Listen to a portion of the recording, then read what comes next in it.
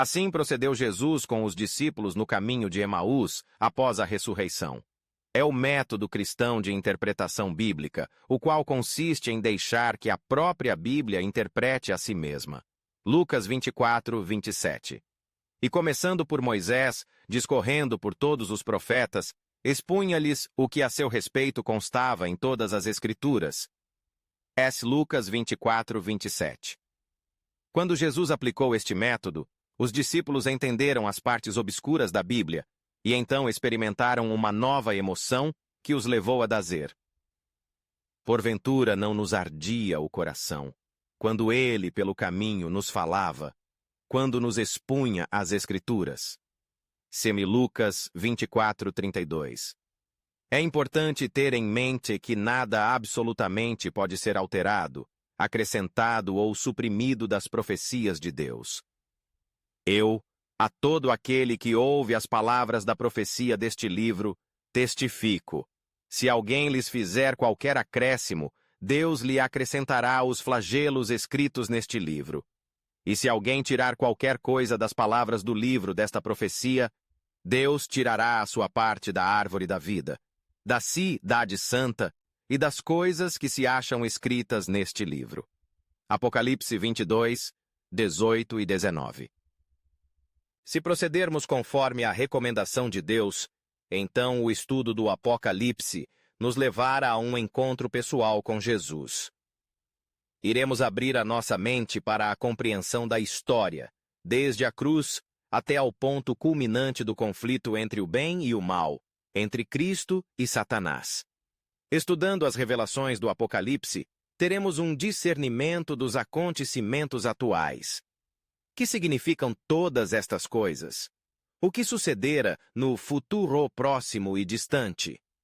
Mas, acima de tudo, descobriremos quanto Deus nos ama e deseja a completa felicidade dos seus filhos. Bem-aventurados aqueles que leem e aqueles que ouvem as palavras da profecia e guardam as coisas nela escritas, pois o tempo está próximo.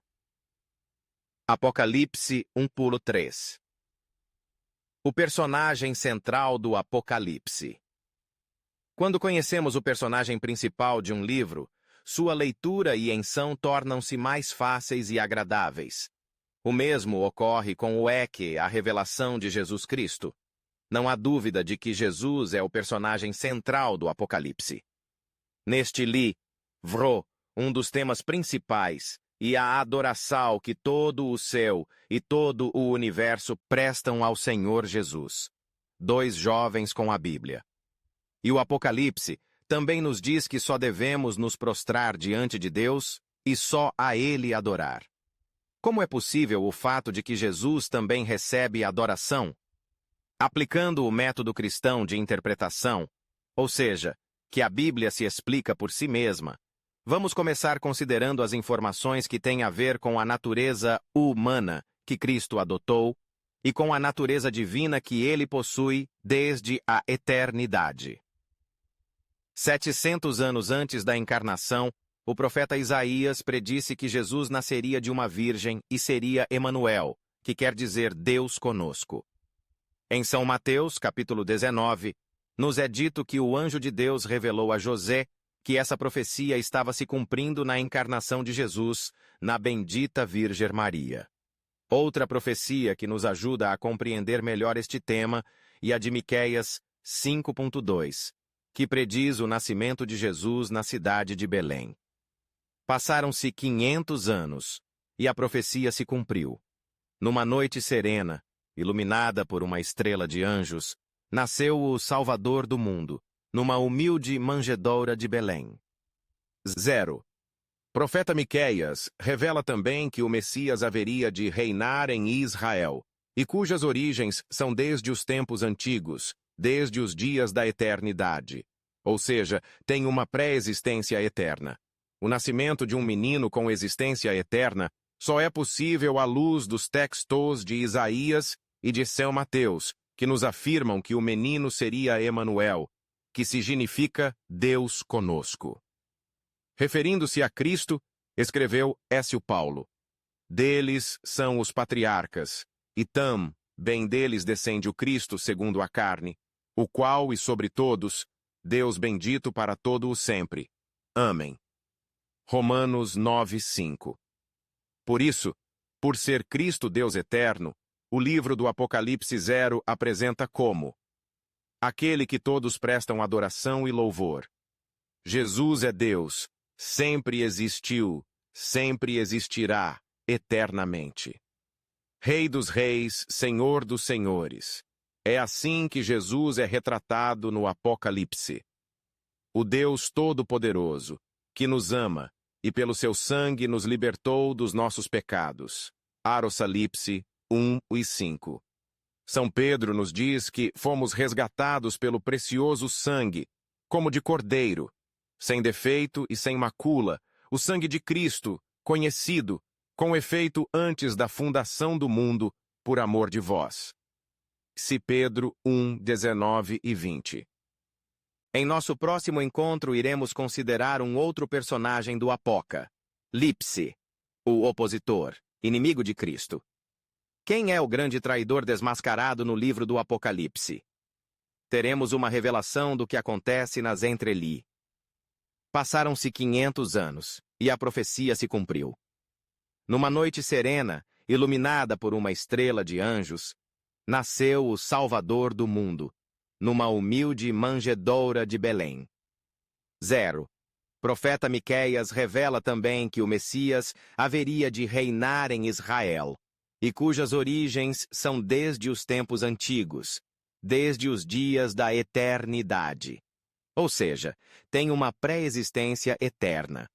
O nascimento de um menino com existência eterna só é possível à luz dos textos de Isaías e de Santo Mateus, que nos afirmam que o menino seria Emanuel, que significa Deus conosco.